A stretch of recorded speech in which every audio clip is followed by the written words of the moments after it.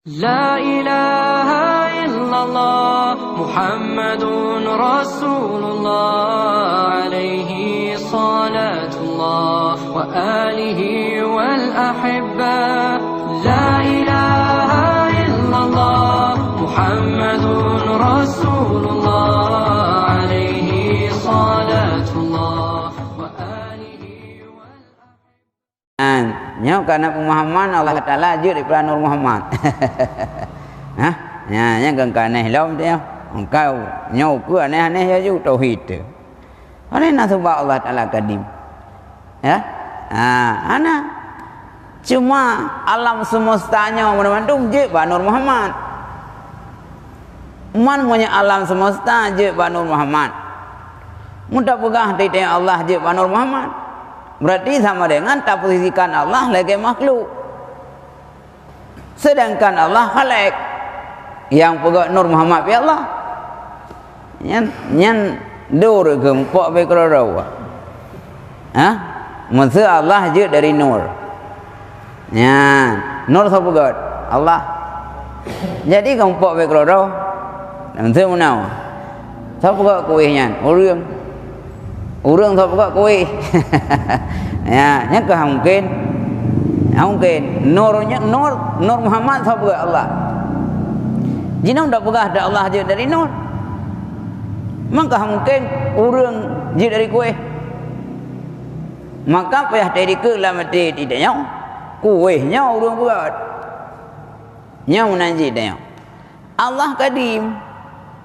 Awai kana Allah hana pajahana tujan betul pajana hana. Karena Allah watenanya hana pernah hana. Zidanya kena hana tu betul pajah lain tu. Dari kumpul lain. Roh lain kumpul hana tu. Dudawana. Maka Allah nanya hana sebab ji. Dum gepegat makhluknya oleh Allah hana alat. Hana alat tu kita tanya tu alat.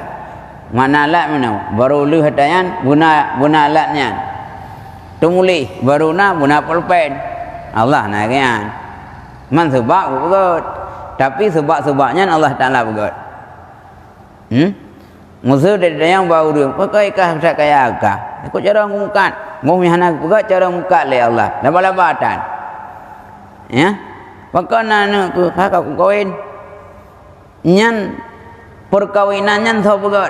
Allah Ta'ala. Maka lahir anak buat orang sebab ji proses perkawinan antara uraga dengan urina. Sebabnya sebab adat. Adat minta mengkawin anak. Kan wajib. Maka nasi orang hai mengkawin anak. Ya, baca aja kah? Jadi punya sebab adatnya dia mukhalafah.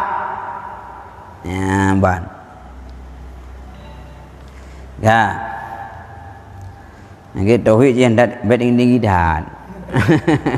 Ha? Nya tinggi dah kamu mau. Angkat lewan kah? Tamai le mau urung dengar ka jarang rawat. Urung dengar nang bom. Lagi tanya munau. Ubat bukan sakit demam.